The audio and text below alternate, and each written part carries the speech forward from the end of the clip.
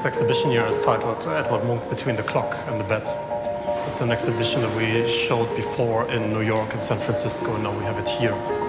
It's a very kind of focused look at Edward Munch's work as a painter. So we have very few works, 38 paintings that we show here. Which is a beautiful way to look at work, and you're not so overwhelmed. Exactly. You can really,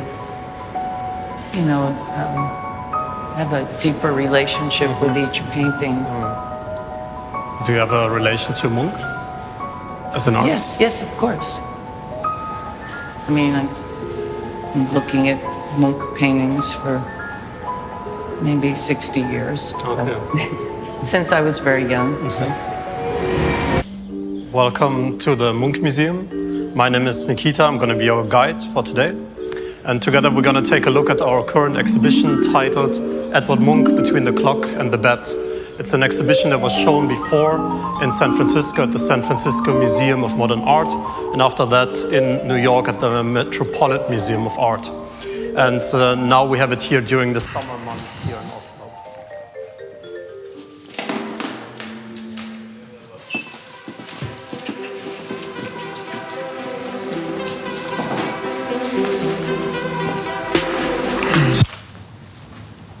In this self-portrait, Edvard Munch shows himself sitting in a restaurant, very much isolated from his surroundings and from the other people in the background.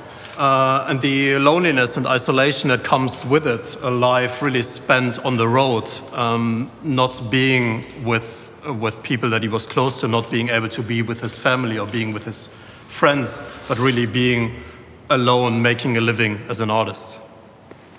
Well, a lot of people that even commit suicide are often very successful. It doesn't always run hand in hand with happiness. Yeah. Because he might have been very lonely.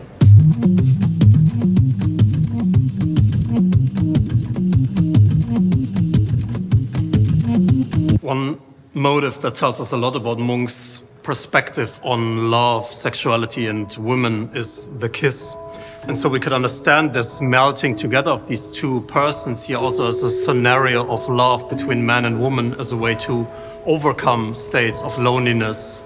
Though this scenario of romantic love is something that Munch never allowed himself to have. Because Munch was convinced that in order to be able to fully express yourself artistically, you have to be alone, you have to be an outsider, you need to have a certain distance to society in order to be able to describe what is going on there. The choice of colors is incredible because they're quite ugly, but the whole thing is incredibly beautiful. Yeah. When I thought I wanted to write a song about my father, I wanted to write something true, and it was talking about his death because that's what disrupted me the most. And so I wanted to be quite clear about that vision that I had had, and at the same time, for it to be a love song.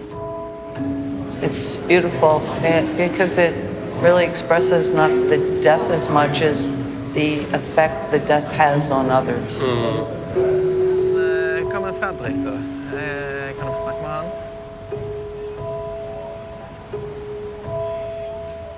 Nei, men... Fullbooket, det høres ikke noe særlig bra ut. Men er det noen måte det går an å gå rundt det på en måte? Ja, for hvor fullbooket er egentlig fullbooket? This painting probably looks familiar because it uses a lot of the same elements that Munch applies in his most famous motif, the scream. The only difference really is that he exchanged this screaming figure, which seems to be so connected to the landscapes, to these organic and flowing lines.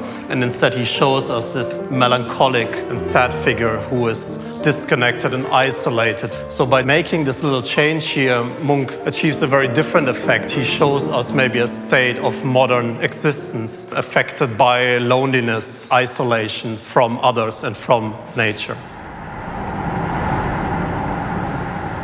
Så det vi på en måte tenker å gjøre er at vi skal prøve å intervjue litt flere kvinnelige artister, siden enkelte i redaksjonen mener at det har vært litt sånn lite fokus på dere da. Ja. Så ja, skal vi bare sette i gang, eller? Ja, jeg kommer til å ta opp lyd her, men det er bare til mitt eget bruk, liksom. Når du lager en låt, hvordan går du frem der, liksom? Skriver du liksom sangene selv, eller hva man skal kalle det? Tekstene dine? Du skriver de selv, eller? Jeg gjør det. Det er vel litt sånn... Men har du da fått beskjed om tema, eller på en måte... It's perhaps one of the more controversial pictures of Munch, because he's often accused of objectifying women or staging them as objects for a male gaze. But I think in this case you could also argue that by showing this naked young girl sitting there awkwardly on the bed, he's also really able maybe to express some of the fears, the shame that you go through maybe going into coming of age, and also maybe how society reacts to women and their bodies.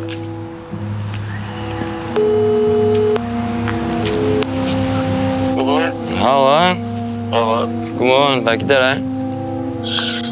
Ja, på en måte liksom. Ja. Nå tenker du å stige opp på festival, egentlig? Jeg kjører litt eller... Rundt 1? Titled The Night Wanderer, this painting is also a self-portrait showing Edvard Munch at an older age wandering his villa at Ekeli at night. At this point in his life, he had already become quite a successful artist, yet still we see him as this lonely and isolated person, really a nocturnal animal up at night, not being able to sleep. In this way, he also shows himself here as a specific type of artist, somebody who is not interested in depicting the physical world in a realistic way, but rather as a spiritual artist who is looking beyond the ordinary world and who is able to depict the spiritual and transcendental side of existence and life. Can trade in some paper conservation with some look at paintings. And, Paper, one of my favorite things. then we are, but so I'll start with this one here. This is quite a special one that we are still struggling with a bit. Again, this one is very well protected and... Oh, wow. So has he cut these himself? Yes, he actually started with this one here. That's fantastic. Seeing something like this is, because there's so many, you're really seeing his mind at work. He's, it's just fantastic.